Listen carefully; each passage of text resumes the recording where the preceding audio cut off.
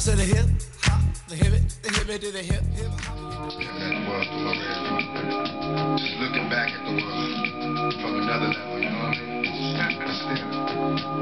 Multiple gunshots lit a block, the fun stopped. Since was calling cops, people shot, nobody stopped. I wonder when the world stopped. Can it last night? 2 kids shot while the whole block stabbing. I will never understand this society. But they try to murder me, then they lie to me. Product of a time free. All my homies try to read. Got a little baby's crazy, made no fantasy. Tell me when my enemies flee when they see me. Believe me, even does gotta learn to take it easy.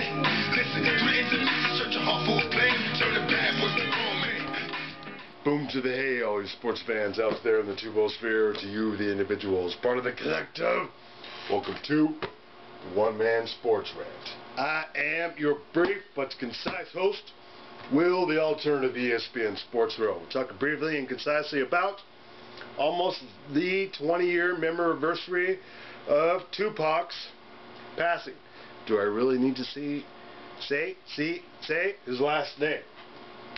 See from a few of the Pi Kappa Alpha. How sweethearts, U of U, chapter Alpha Tau. There is no tri-lam at the U of U. And of course, Dwayne Darnat, ultimate sports fan. So I had to split this up into 2 parts. Can't take too much music from any one source. So the first part coming up, we're talking about Tupac. Quickie Sport Rant is going to be about how he was the first rapper to bridge hip-hop to rap and appeal to multi-ethnic groups. Second part coming up. Roll.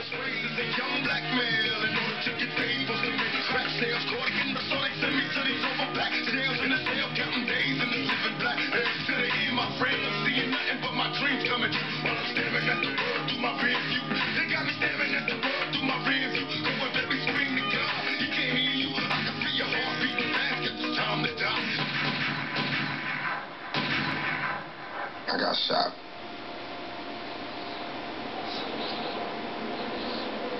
I always felt like I'd be shot.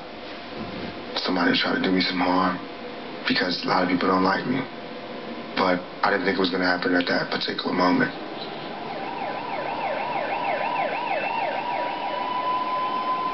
I'm surprised, but I'm happy. I believe that, this is all in God's hands. And I'm very appreciative to God for everything I've gotten to do.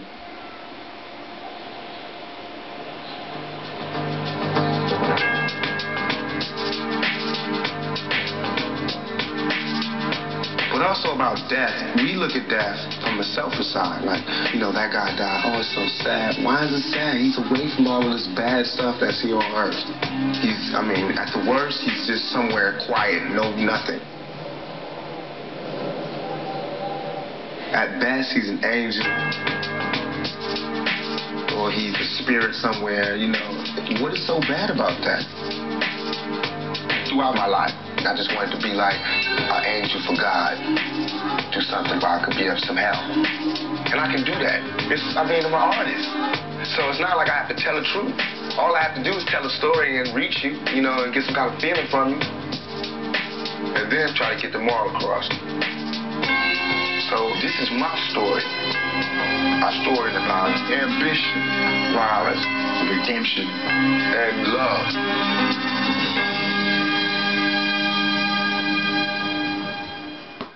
Alright, some good stuff there.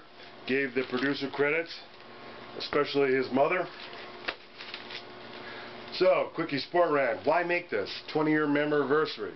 What's that word you say? Well, Memoraversary is, like many terms the OMSR introduces to you. Put that over there, thank you. Now, there. An anniversary, as we humans like to measure things year in and year out, is for happy things.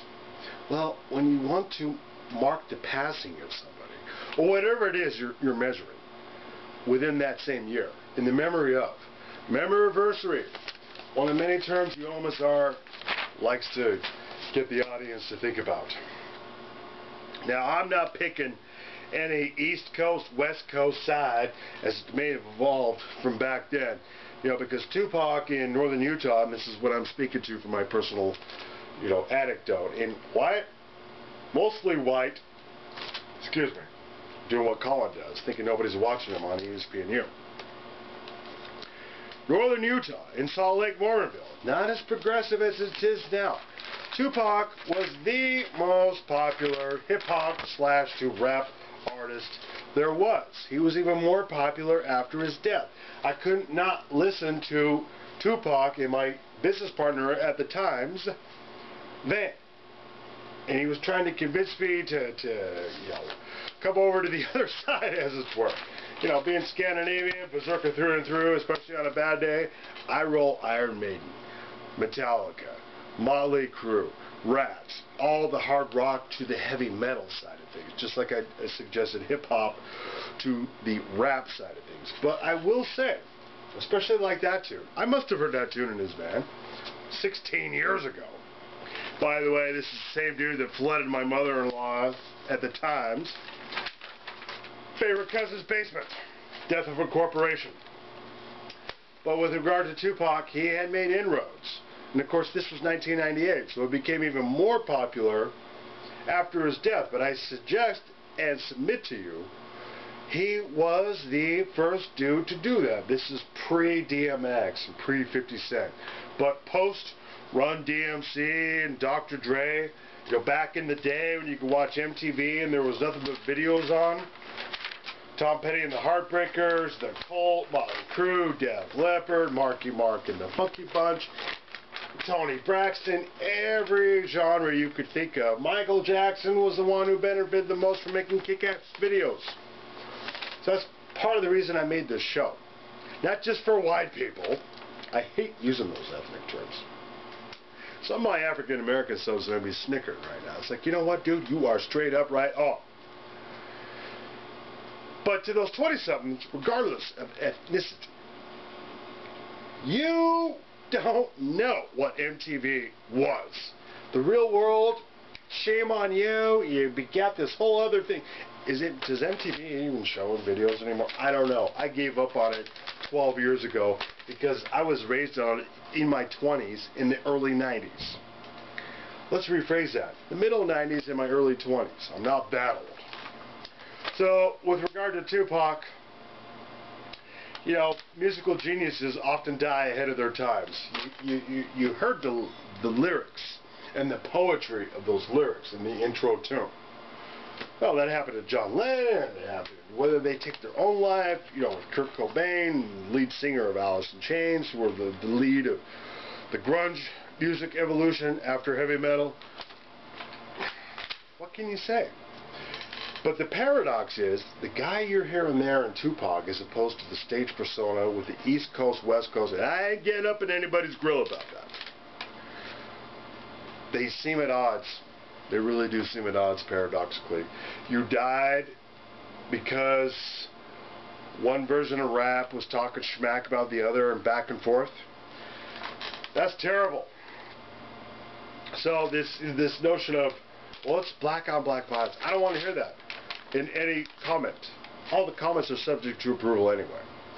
What I'm saying is this goes back to Scandinavian days. Bloodletting is the term we know it. Oh, no. Danes going across to Danes to avenge somebody's sister dying. And I'm Danish. Berserker through and through on a bad day. Probably said that 3 times now. But I'm trying to make a point. It's the human condition at times. We can be very petty. So racism has no place in this world. Maybe 300 years from now.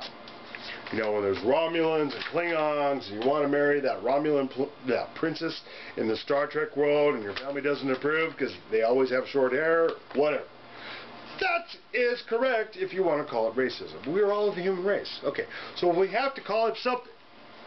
People who do that, who are engaged in that. Okay, ethnicity, although I suggest to you we should all celebrate everybody's different ethnicity, cultural heritage, and whatnot. Now I am definitely out of props. I hope I've gotten you to think about a couple of things and leaving you with the note of Tupac was the shiznit. What's that you say? No, that's not from Snoop Dogg. That's from the OMSR.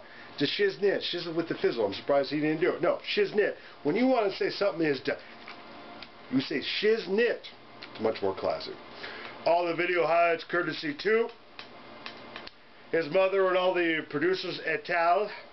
This was taken off ovation. If you get a chance to watch Tupac Resurrection, I wholeheartedly recommend it. This is just a teaser intro. Everything else, to the OMSR. Alright, no silly DUIs while you're out there celebrating the playoffs.